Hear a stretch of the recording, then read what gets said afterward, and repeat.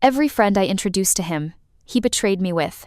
On Friendsgiving, my best friend slid her phone across the table and whispered, "I'm sorry," but he messaged me again. I didn't confront him. I didn't cry in the bathroom. I stayed quiet, opened a folder called Receipts, and let him keep talking, because I needed the truth to show itself clearly. My name is Maya. I'm 30, and I live in Austin.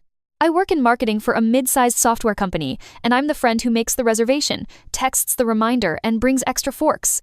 For most of my 20s, I believed something simple. If you choose a good partner, and you choose good friends, your life becomes calmer. Then I dated Jason. Jason was 32, funny in a quiet way, and very good at reading people. He could walk into a room full of strangers and leave with everyone feeling like he got them.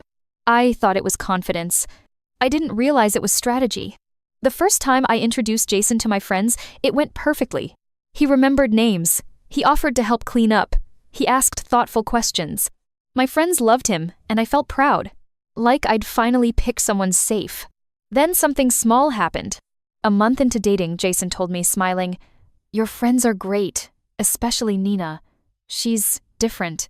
"Different how?" I asked. He shrugged. "Smart. Not like most people." It sounded like a compliment, but it landed strangely because he said it like he was collecting information. I ignored it. Then he said it again, about Tori. "Tori is the kind of woman men regret not marrying." I laughed awkwardly because it was an odd sentence to say about my best friend. Jason smiled. "What? It's true. If you were me, would you call that a red flag?" I didn't. I told myself he was just socially clumsy. Then we got invited to Friendsgiving at Tori's apartment. Tori is the kind of friend who makes her home feel warm. Candles, music, a big table, place cards. She loves details. Jason arrived with a bottle of wine and a charm switch flipped to maximum. He complimented Tori's food. He told Nina her hair looked amazing. He talked to Elise about running shoes like he'd been training for a quiz. The night felt normal, until it didn't. Halfway through dinner, I got up to help Tori in the kitchen. We were stacking plates, laughing about how people always forget to bring serving spoons. Then Tori's face changed, just slightly. She asked quietly, "Are you and Jason okay?" I blinked. "Yeah." "Why?" Tori hesitated, then said, "He's been messaging me." My stomach tightened. "Messaging you how?" Tori didn't answer right away. She pulled her phone from her apron pocket, unlocked it, and slid it across the counter to me. "I'm sorry," she whispered. "I didn't want to ruin your night." I looked at the screen. It was a DM thread between Jason and Tori. It started harmless, which is what scared me most. "Thanks for hosting tonight. You always make people feel included. Maya is lucky to have you." Then it shifted. "You ever feel like Maya doesn't appreciate what she has? You deserve a guy who actually sees you. If you ever needed someone, I'm around." I felt my throat go tight, but my face stayed calm. Because the kitchen was open to the living room and people could see us. Tori watched me carefully and said, "I didn't respond. I swear." I nodded slowly. "I believe you. If you're listening and thinking I should have confronted him immediately, I understand. But I had one thought that cut through everything. Jason was going to deny it. And if he denied it, he would claim I was jealous, controlling, unstable. So I didn't start with confrontation. I started with receipts. I took my phone out and took photos of the thread with timestamps visible. Then I asked Tori softly, "Can you forward me the screenshots too?" She nodded. "Already saved." Then she said something that made my stomach drop harder. "He's done it before," she whispered. "Not to me, to Nina. She told me last month and asked me not to say anything because she didn't want drama." Nina. My friend, since college. The one who held my hand at my grandfather's funeral. The one who knows my whole life. I stared at Tori and asked, "Does Nina know I know?" Tori shook her head. "Not yet." I took a breath. I stepped back into the living room with a calm face and sat down like nothing had happened. Jason looked at me and smiled. "Everything okay?" I smiled back. "Yeah," because I knew the next move. Jason would try to get ahead of the story. And if I confronted him too early, he'd win with emotion. So I stayed quiet and watched. 10 minutes later, Jason stood up and announced, "I just want to say, Maya is lucky. She has amazing friends, and I'm grateful she trusted me with all of you." People smiled. Someone clapped lightly. And in my head I thought, he's building alibis. After dinner, as people were putting on jackets, Jason pulled Nina aside near the hallway. He leaned close. He laughed. He touched her shoulder lightly. I saw Nina stiffen, then smile politely, then step back. And I realized the pattern wasn't new. It was active. When we got home that night, Jason acted affectionate, like he wanted to close the day with normal intimacy, like he wanted me to forget. I didn't fight.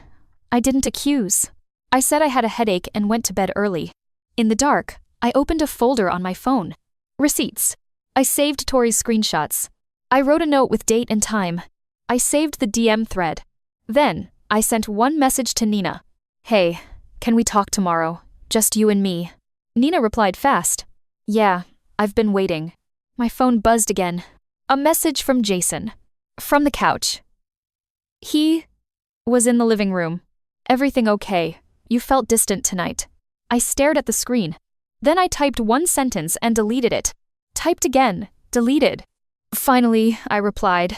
Calm. Just tired. Good night. Because I wasn't going to fight him in text. I was going to build the timeline first. The next morning, I met Nina at a coffee shop near my apartment. Nina arrived early, sitting in a corner with her phone face down like it weighed too much. She didn't hug me. She just said, I'm sorry. I sat down and said, calm. Show me. Nina unlocked her phone and opened her messages. Jason had been texting her too. Not just one message. Not just a drunk mistake. A pattern. He started the same way he started with Tori. Compliments, safety, familiarity. You're a good friend to Maya. You're the only one who really understands her. I can tell when people are unappreciated. Then he moved to the same hook. Do you ever feel like Maya doesn't see how good you are? If you ever wanted a man who chooses you first. I stared at the screen. And what hit me wasn't just the betrayal. It was the repetition. Same structure. Same language. Same escalations. If you were me, would you feel embarrassed? I did for a second. Then the embarrassment turned into clarity. This wasn't about me being not enough. This was about him needing multiple doors open at all times. Nina swallowed and said, I didn't tell you because I didn't want to be the reason you broke up. I nodded. I get that. Then she said something that made my stomach drop. He asked me questions about you. Like, what makes you upset? What your childhood was like? Whether you've ever been unstable. Unstable. He was collecting a future accusation. I took a slow breath and said, Can you send me everything? Nina nodded. Already exported screenshots. She sent them to me right there while we sat. Receipts. Then she said, He did this with Elise too. She told me he kept checking in late at night. Elise, my gym friend, the one I introduced to Jason because they both liked running. I nodded slowly. Okay. I didn't call Elise. Not yet, because I wanted to confirm something. I wanted to see if Jason's story would change depending on who he talked to. So I did something quiet. I went home and acted normal. I asked Jason how he slept. I made coffee. I smiled like I believed him. Jason looked relieved. He kissed my forehead and said, I'm glad you're okay. I nodded. Me too. Then he did exactly what I expected. He started planting. He said casually, Your friends can be intense sometimes. Nina especially. She has strong opinions. I looked at him and said, Calm. About what? He shrugged. About you. About us. She's protective. Protective. He was setting it up. If Nina ever told me the truth, she would be intense. If I reacted, I would be influenced. I didn't argue. I just filed it away. Then I asked him a simple question. Jason, do you ever DM my friends? He blinked. Too fast. What? No. I nodded slowly. Okay. He smiled. Why would I? I smiled back. No reason. Because I had the receipts. That evening, I messaged Elise. Hey, random question. Has Jason been messaging you? Elise replied 5 minutes later. Yes, it's weird. I didn't want to tell you. There it was. Every friend I introduced to him. I asked Elise to send screenshots. She did. And Elise's thread had the same arc too. Compliment, familiarity, isolation. I can tell you're the kind of woman who gets overlooked. Maya doesn't notice how people feel. I notice. I stared at my phone and felt something calm settle over me. Because now it wasn't one betrayal. It was a system. If you're thinking, just break up, you're right. But there was a reason I didn't do it immediately. I knew Jason would do what he always did. He would exit with a story. He'd tell mutual friends I was jealous. He'd tell coworkers I was controlling. He'd tell my family I was unstable. And I refused to let him keep my reputation on his way out. So I called a therapist I'd seen once before, Dr. Lane, and asked for an emergency session. Not because I needed permission to leave, because I needed help leaving cleanly. Dr. Lane listened and said, "You're not crazy. You're not overreacting. This is triangulation and grooming for narrative control. The safest move is a calm exit with documentation. Calm exit. Documentation. No fights, no begging, no speeches." Then Dr. Lane asked, "Do you live together?" "Yes," I said. "Then plan logistics before you announce anything," she said. "Where will you sleep? Who will be with you? How will you handle friends?" That night, I started a checklist. Separate finances. Change passwords. Lease plan. Friend notifications limited and factual. One written breakup message. Then, as if the universe wanted to prove the point, Jason did something bold. He texted Tori again. Not flirty, not gentle. He wrote, "Maya is in a mood. Can you calm her down? You're better at talking to her than I am." Tori sent me the screenshot immediately. I stared at it. Because he wasn't even hiding it anymore. He was trying to use my friend as a tool against me. I didn't respond to Jason's text. I saved it. Receipts. Then I told Tori, "Do not reply. Just save everything." Tori replied, "I'm done being polite." Me too. The next morning, I called my building office and asked about lease options. I called my bank and opened an account in my name only. Then I set a date. Saturday. We had a friend's birthday gathering, and Jason was expected to attend. He would want to perform perfect boyfriend. I was going to let him. Because I needed one more thing. I needed him to try to deny it in a room with people who had already seen the receipts. Not to humiliate him. To stop the rewrite before it started. Saturday night, we went to the birthday gathering. It was at a rooftop lounge, casual dress code, string lights, the kind of place where people post a group photo and call it core memory. Jason showed up in his friendly mode. He brought a small gift. He hugged people. He played the role like he was auditioning. Tori and Nina were both there. Elise too. We didn't huddle and whisper. We didn't create drama. We acted normal. Because the plan wasn't to fight. The plan was to let Jason reveal himself the way he always did when he thought the room belonged to him. Halfway through the night, Jason put his arm around my shoulder and said loudly, "Maya is the love of my life." People smiled. Someone said, "Ah." I smiled too. Then Nina said casually, "Jason, you're pretty active in everyone's DMs, huh?" Jason laughed. "What?" Nina took a sip of her drink. "Just curious." Jason looked at me and smiled like he wanted me to defend him. I didn't. Jason laughed louder, too confident. "I don't DM anyone." "That's weird." Tori nodded slowly. "You don't." Jason shook his head, smiling. "No." And that was the moment. Because he said it so cleanly. So confidently. Like he'd never done it. Nina looked at me. Just for a second. Then she looked back at Jason and said, "Calm. Okay." We didn't expose him right then. Not yet. We waited until the end of the night. When the birthday person had cake, everyone had posted their photos, and the attention wasn't on one couple. Then Tori asked, "Hey, can we all take a quick photo? Like, just the core group."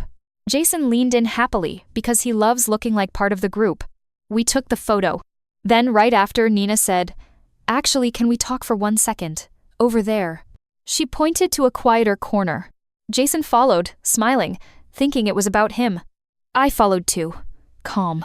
Tori and Elise came as well. Jason looked around and said, "What's up?" Nina took out her phone. She didn't raise her voice. She didn't insult him. She said, "You said you don't DM anyone." Jason laughed lightly. "Yeah." Nina turned her phone toward him and showed the thread. Jason's face changed instantly. Not confusion. Recognition. He tried to smile. That's out of context. Tori showed hers. Elise showed hers. 3 different women. Same pattern. Jason's eyes flicked toward me, and I watched him calculate. This was the moment he could apologize and exit quietly. Or he could do what he always did. He chose what he always did. He looked at me and said, "Maya is twisting this." Tori said calm. We didn't get our messages from Maya. We got them from you. Jason raised his voice slightly, just enough to make it emotional. So now I'm being attacked. Nina said, no, you're being held accountable. Jason laughed bitterly. You guys are all jealous. You want to ruin my relationship. I stared at him and said, calm. Jason, stop. He turned on me. You're the reason I had to talk to them, he snapped. You're cold. You push people away. They're the only ones who actually listen. I felt my chest tighten, but my voice stayed steady. No, I said. You talk to them because you can't stand having one door closed. Silence. Jason's face hardened. You're insane. And there it was. The label. When receipts show up, he switches to character assassination. Nina looked at him and said, we're done. Don't contact any of us again. Jason scoffed. Fine. Then he leaned toward me and whispered, you just ruined your own life. I didn't answer him. I looked at my friends and said, calm, thank you. Because that was the only thing that mattered in that moment. Not getting the perfect line. Not winning the argument. Not being alone. We left. In the car, Jason tried again. He said, so you're going to throw away everything because your friends don't know how to take a compliment. I stared out the window and said, we're done. Jason laughed. No. You're emotional. I didn't respond. We got home, and I didn't sleep in our bedroom. I slept on the couch with my phone on the table and my keys in my pocket. In the morning, I sent one breakup message in writing. Jason, I'm ending this relationship. Do not contact my friends. Do not contact me outside of logistics. I will coordinate moving arrangements by email. Jason read it and called me 5 times. I didn't answer. Then he texted, so you're really doing this? After everything I did for you?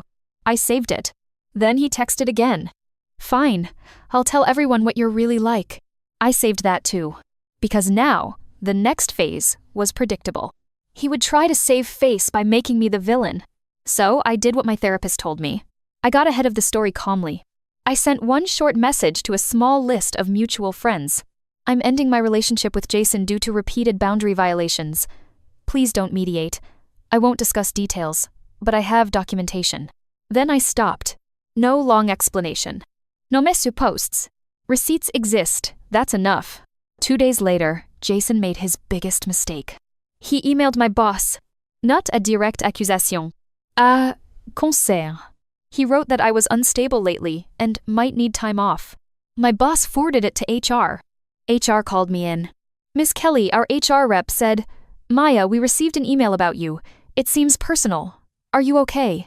I stayed calm. I said, yes, I'm ending a relationship. I have documentation. This is harassment. HR asked for the email. I forwarded it. Then I forwarded the DM receipts too, because I wanted HR to see the pattern. Not gossip. Pattern. And HR did something I didn't expect. They flagged Jason's email domain and told me, if he contacts the company again, we will respond formally. That was the first official consequence Jason couldn't talk his way out of. Then, Jason texted me that night. HR called me. What did you do? I stared at it. Because that confirmed he had contacted them again, or he'd been confronted. I didn't respond. I just packed a bag and moved to Tori's guest room for the week. Because the safest breakups aren't emotional. They're logistical. When Nina said Jason messaged her boyfriend too, I felt a cold wave of realization. This wasn't about attraction. This was about control, access, and ego. Nina sent me the screenshot. Jason had written to her boyfriend. Just a heads up, Nina has a crush on me. She's trying to start drama. Don't let her embarrass you. He wasn't just flirting with my friends. He was poisoning their relationships too, so no one would trust them when they spoke. If you're thinking, that's evil. I don't even know if it was evil. It was selfishness without brakes. Nina said, he's doing damage control like a machine. I nodded. Because he's done this before. That's when Elise told us something that made the whole story older than we thought. She said, I recognized his language. I saw it once before with another girl in my running group. Same lines. Same you deserve better. I thought it was just him being weird. So I did what I should have done earlier. I ran a basic search. Not doxing, not stalking, just public information. Jason's social media was clean, but his old posts had comments from women saying things like, glad I got away. Keep him away from your friends. It was vague, but it was familiar. Then Tori said, I have another receipt. She pulled up her phone and showed me something I hadn't seen. A message Jason sent her on the night of Friendsgiving after I went to the bathroom. Is Maya mad? She gets weird when she feels threatened. Threatened. So even then, he was framing me. I saved it. Then I called my therapist again. Dr. Lane said, "He's trying to isolate you socially. The antidote is community and clarity. Keep your circle tight. Keep your records organized. Do not debate him." Do not debate him.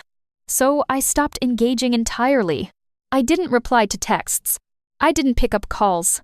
I communicated only about moving logistics by email, short and factual. Jason hated that. He showed up at my building once, sent me a photo of the lobby, and wrote, "Come talk like an adult." I didn't go down. I replied, "Email only." He responded, "You're scared." I didn't answer. Because scared is what people call you when you refuse to play their game. Then we hit the final escalation.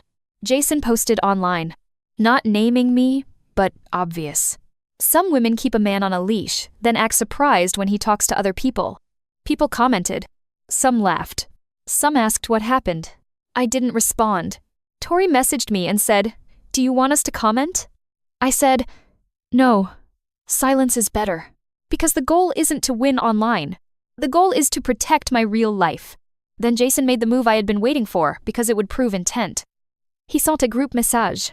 To me, Nina, Tori, Elise. One thread. He wrote, "I'm sorry if you all misread me. I'm just a friendly guy. Maya is twisting this because she's insecure. If you're real friends, help her get help." Get help. There it was again. The campaign to label me unstable. Now, I could respond emotionally or I could respond with structure. I chose structure. I replied one time, one message. "Do not contact me or my friends again. Any further contact will be documented." Then I stopped. Jason replied, "Lol, document what? You're dramatic." I didn't answer, because I didn't need his permission for consequences. I called my apartment manager and updated visitor policies. No surprise entry. No, let him up. I called my phone carrier and tightened account security. I changed every password again. Then I filed a simple police report. Not a dramatic accusation, not a big claim, just a record of unwanted contact and workplace email. The officer didn't roll his eyes. He just said, "Keep documentation. If it continues, you have a paper trail." That's all I wanted. A record. 2 days later, Jason tried to contact my brother Devin. Devin is 27, protective, and not patient with games. Devin called me and said, "Maya." He messaged me asking if you've always been like this.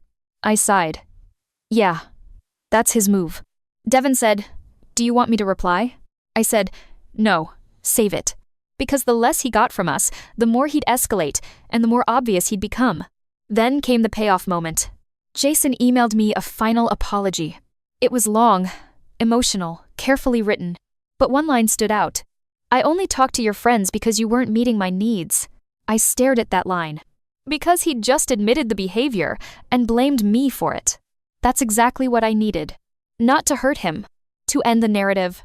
So I took that email, plus the screenshots, and I sent a calm, private message to one person who mattered. Jason's mother. Not to shame him. To stop him using "my ex is crazy" as his exit story with his family. I wrote, "Hi, I'm sorry to contact you, but Jason has been contacting my friends and my workplace. I'm asking you to tell him to stop. I have documentation if needed." She replied within an hour. "I'm so sorry. He has done this before. Please block him. I will talk to him." That message hit me like a strange mix of relief and sadness. Because it meant I wasn't crazy. And it meant he'd practiced. Jason stopped contacting my workplace after that.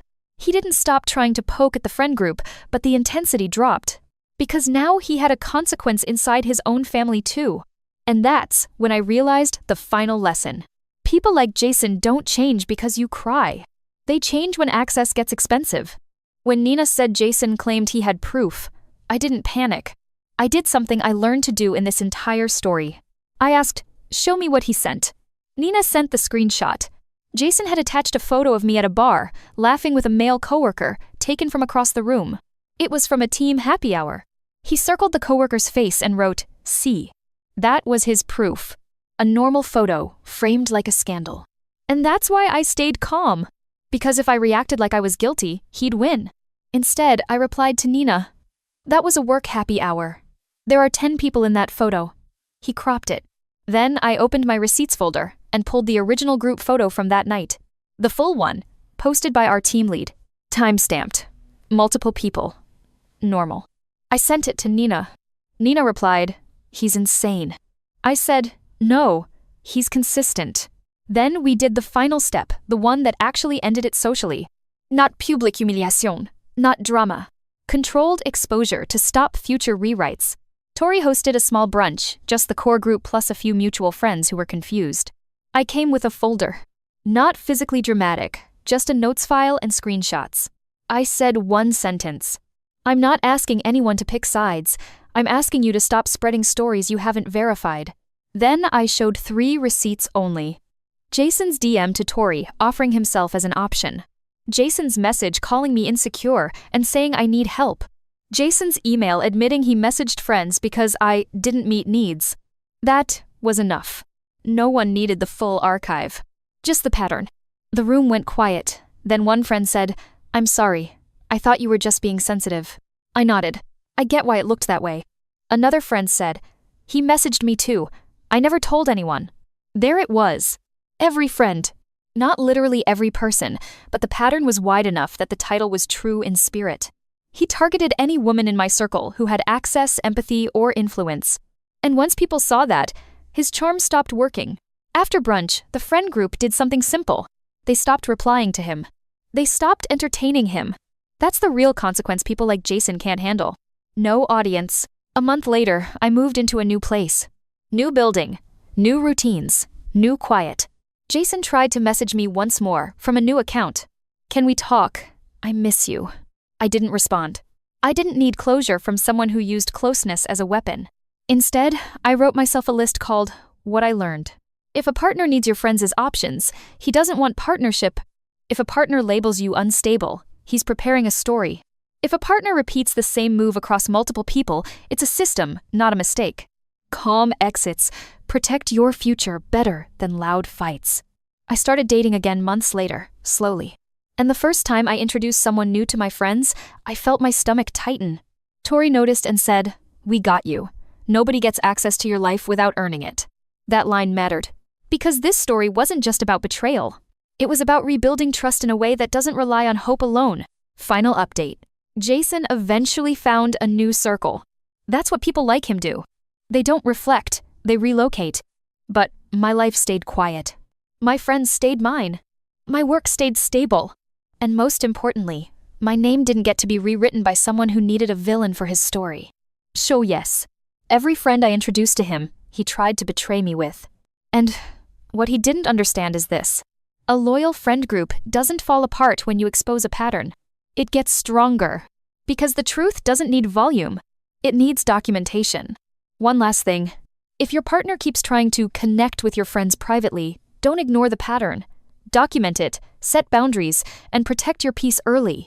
If you like calm documentary-style stories with receipts and a real payoff, subscribe. I post long-form stories like this regularly, and the next one starts with a harmless message that turns into a pattern you can't unsee.